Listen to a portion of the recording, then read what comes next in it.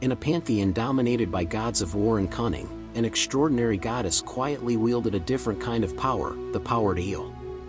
Her story, often overshadowed, is crucial to understanding the full scope of Norse mythology. Join us as we journey beyond the typical tales of glory to uncover Eir's immense significance and her surprising influence on a world fixated on conflict. The goddess who stood where others fell. Among the Norse gods, born of storms, steel, prophecy, and fire, Eir is a quiet anomaly. She doesn't roar like Thor. She doesn't weave fate like the Norns. She doesn't shake the world like Odin. Eir heals. In a mythological landscape saturated with battlefields, blood feuds, and cosmic destruction, this alone makes her extraordinary. While others shattered bones, she mended them. While gods waged war, she ensured they could rise again. And while heroes rushed toward Valhalla, she guarded the rare path away from death. But her story isn't simply that of a divine physician. It's a story about the hidden forces that sustain life in a world built on endings.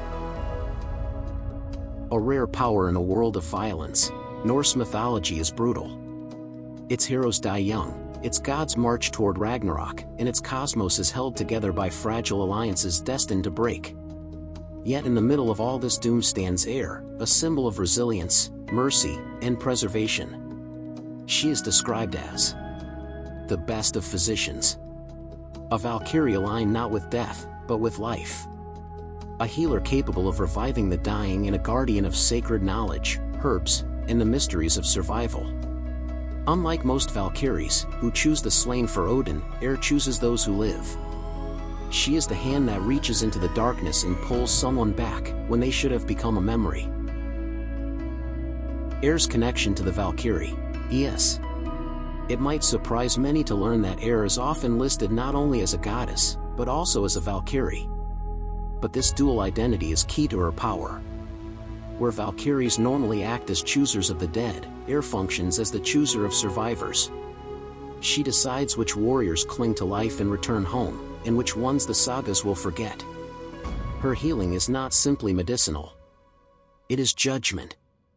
It is fate.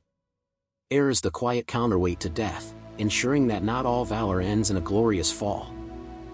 The hidden realm of Lifjab, Erg. Eir is said to reside atop Lifjaberg, the hill of healing or healing mountain.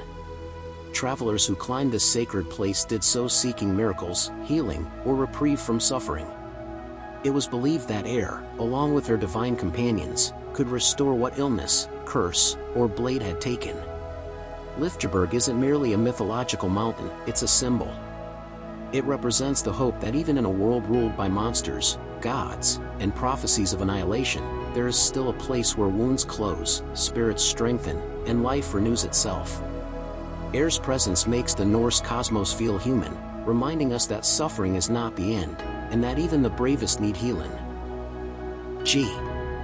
A pillar of balance in the Norse cosmos. Where war brings glory, healing brings continuity.